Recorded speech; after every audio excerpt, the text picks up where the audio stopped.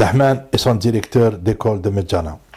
C'était déjà les grandes vacances de l'été 1962. Saïd appela Dahman et lui dit « Ton père veut que tu le rejoignes à Alger. Tu dois donc aller au directeur de l'école et lui demander de te remettre ton certificat de scolarité. » L'enfant se présenta au directeur. Ce dernier n'était pas encore parti. Il lui demanda le document en question. Le directeur connaissait bien l'enfant.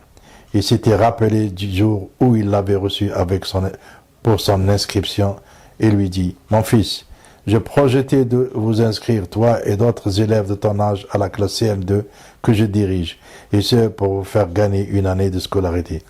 Mais pour ton cas, et comme tu pars à Alger, je me trouve dans l'obligation de te remettre un certificat normal. » Portant la mention « Admis au CM1 », il ouvrit la porte de son bureau, remplit l'imprimé, le signa, apposa dessus son cachet et le remit à l'enfant. Dahman remercia son directeur, lui fit ses adieux et s'en alla. Ce directeur resta à jamais pour Dahman un modèle de directeur. Il était pour les élèves comme un père. Le mot directeur pour Dahman était tout le temps associé à l'image de cet honorable monsieur. Départ de Dahman pour Alger. Le lendemain matin, Saïd et Dahman quittèrent El-Hamil. Sadia pleurait, car c'était la première fois qu'elle se séparait de son petit-fils. Arrivé à l'entrée du village de Medjana, Dahman rencontra quelques-uns de ses copains de la ferme. Il les salua et leur annonça avec tristesse qu'il allait définitivement à Alger. C'était l'adieu de la ferme d'El-Hamil. Arrivé à la place du village, des voitures attendaient des passagers pour la ville de Borj Bararij. Saïd et Dahman montèrent dans une dos-trottoir familiale qui prit la direction de la grande ville.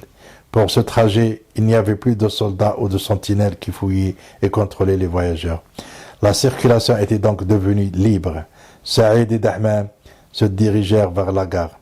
Après environ une demi-heure d'attente sur le quai, voilà une voix dans le haut-parleur qui annonça l'arrivée du train à destination d'Alger.